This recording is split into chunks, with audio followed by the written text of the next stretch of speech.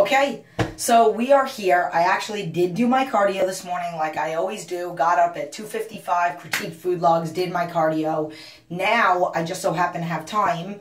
Finished doing everything. My son is just chilling, watching TV right now while we wait to leave the house. And I had 15 minutes to kill, so I figured make a video. So, that being said, thank you to all of the people on Facebook that left comments for some video ideas. So, sometimes I post on here and sometimes I post on Facebook. So, I have a number of them. So, I have, lots of different things. So, I'm not going to do every one of them right now. So what I'm going to do is I'm going to go one subject at a time. I'm actually going to do two. Today's thing is going to be all about motivation. But talking specifically about something also about tracking, which also kind of ties into a little bit of motivation. So somebody had asked me about how do you keep track of your foods on the weekend? So here's the thing.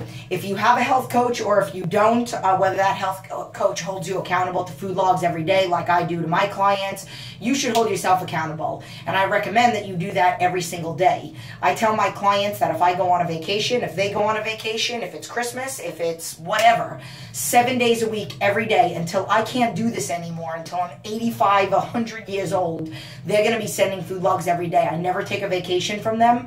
I need to critique their food logs as much as they need to be sending them to me every day. But it's all about accountability, and it's all about 7 days a week of knowing what you're doing. 7 days a week, your body burns and stores fat and builds muscle and all that other stuff. 7 days a week, you need to be held accountable to those things. You can't allow yourself to lose track on the weekends of everything.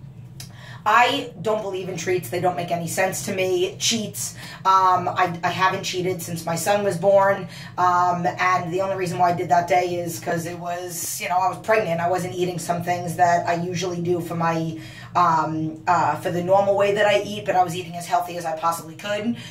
I did have a lot of food sensitivities when I was pregnant. So like a lot of the foods that I normally ate, like chicken and oatmeal and eggs and all that stuff, like smelling it literally made me feel like I wanted to throw up. That being said, from that point on, from June 13th of 2008 until now, I literally never have cheats. They make me sick. They make my injuries feel worse. And literally, statistically, I should not look and feel the way that I do. That being said, I give my clients treats. There's certain guidelines when they make it through the first 2 weeks and all that other stuff, and they have to earn it and all that. But when they do, there are certain rules to it. It's not a whole day, it's a meal, and even then there are some rules to it. But what most people don't realize is a good healthy weight loss, and depending on how aggressive your goal is, anywhere from 1 to 3 pounds, sometimes a little bit less depending on the week, sometimes a little bit more. But let's just say on the average lose 2 pounds in a week.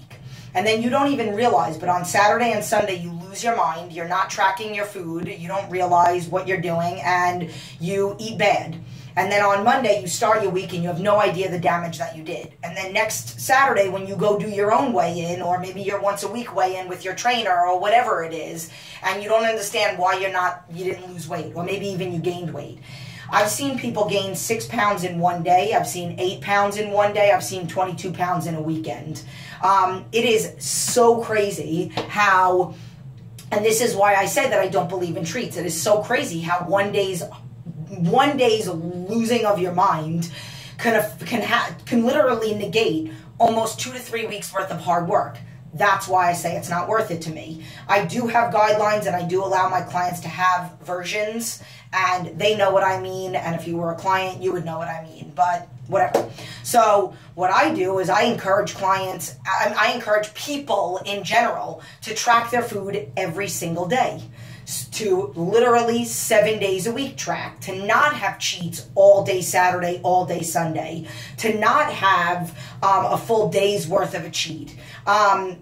So those are some things that would help you. And then if you want to do a cheat do a weigh-in on a Friday or a Saturday, and then you do have something bad, you might want to weigh yourself in again at the beginning of the week so you know really where you're starting. So that's the first thing. Second thing is, a lot of people ask me about motivation. Motivation about around family members and friends and negativity and all that other stuff. I've done a lot of videos on those. You are your own coach, part 1 and part 2. I talk about coaching yourself before you go around people. Some people live with it. Some people work with it 40 hours a week. And I am going to get a little bit more into detail in other videos specifically on that subject because I have had a few comments. But I do want to comment on one thing that a lot of people have asked to me. And I think the biggest thing, how do you still stay motivated through this? How do you stay motivated through, oh God, some people... There was one on pregnancy, and I'm going to get to that one in another video. Family problems, well, this one person, let's just say... So there were a couple different comments from this one person, and she was the first person to comment on it, so that's why I'm doing this. But the biggest thing for me that I try to teach people is about nothing can get done without a fire. And meaning a fire is a motivator. And a motivator could be scare tactics. I don't want to die 5 to 10 years earlier. I don't want to be diabetic. I don't want to get back to the heaviest I've ever been in my life now that I've lost all this weight. I don't want to be depressed again. I don't want to be back in the hospital. I don't want to be binging and purging. That's the reason why I work out when I have bronchitis, or when I'm sick, or it doesn't matter if I've only gotten an hour's sleep. I'm going to get up and do food logs and then do cardio because I live in fear that I'm going to ever go back to the old Jen that I used to be 15 years ago. So that's my scare tactic. I don't want to have an IV in my arm. That's why I don't eat bad. I don't want to not be able to play with my son when he wants to play with me. Those are my fires. Other people, a fire could be, I want to look like I look like in high school or whatever, but you have to find your fire and it has to be something. I've done a video on this when it talks about your kids. Kids are a great motivator. Like, if you start something, some kind of health and fitness goal, and you don't give up on it, and you say, I'm going to get there. Not, I want to have legs like that. I want to have abs like that. I'm going to have them like that. It's all in the way that you say it, and then that is the reaction to how your actions. But using your kids, not using your kids, but like, in 10 years from now, who knows, you have a 5-year-old, and they're like, Mommy, I want to drop out of high school because it's just too hard. Would you allow them to do that? That's like you saying, you know what, I just want to drop out of this health and fitness race. It's just too hard. I'm just going to eat bad and whatever and feel like garbage and not have a great quality of life. So you have to think of those things. Another thing that somebody had said to me, about family problems. I'm going to get into that in another video. Laziness. Somebody had said about laziness fuels laziness. Energy fuels energy. So you just have to find that fire to get up one time and then every day find that fire. And then I do these little mini clips on Instagram and Facebook where I talk about, you know, you have to find that one thing that gets you motivated for the next day. So find a body part that looks good. Find what looks a little different. Think of something that you couldn't do 2 weeks ago, 2 months ago, 6 months ago that now you can do. And then that is what motivates you to move forward to the next thing. And then one big thing that I think is really crazy when people say this, eating healthy is expensive. That is the most ridiculous thing, and I say this with all due respect. If you've ever said that before, it's really ridiculous. So you waste gas, you waste a sandwich you can make for yourself. You could buy a Subway sandwich that's fake food. You have no idea what they do behind the scenes with that food, and I know this because I know somebody that owns one. And the money that it takes you to drive there, the time that you're wasting waiting in line, and then the carbs and the extra garbage that's in that food, you can make that sandwich for 1/3 of the price. If you buy in bulk and you cook, one of my clients did a little mini clip about how it cost him, he makes 6 meals a day, and the total of it cost him like $14 or something like that. I forgot how he broke it down to, or maybe he made 4 meals and then he's got some other snacks and breakfasts and stuff like that that he eats at home.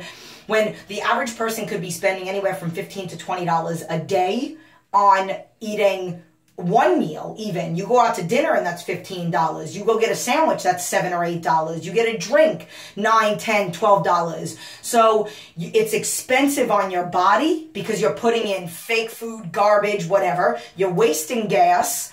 and then you have no control of what you're putting in your body, so you have no idea. I tell people that I can guarantee you I have a challenge, and no push-up challenge, no squat challenge, none of that garbage. I challenge you to not eat anything man-made. I challenge you to cook your own food for a week and literally know exactly what you're cooking with. I challenge you to use all salt-free salt seasonings. I challenge you to stay away from dairy, and I can guarantee you that in a week you will feel like a different person and you will see incredible results. So the whole eating healthy is expensive is a poor excuse to not eat healthy. I did a video also about make your outsides match your insides. We all spend anywhere from an hour, 45 minutes, maybe some women 2 hours a day getting ready in the morning, when I'm telling you to take 1 to 2 hours a week to get your food prepared for the week. So I think I'm just going to do those two for now, those couple. Tracking, finding your fire, and then talking about some health and food and stuff like that. There's a lot of other issues. There's going to be lots more videos to come, but we are going on about 11 minutes, so that works out perfect. I'm going to get my son out of here and go to the studio and change lives. So I hope you guys like this one. Mwah.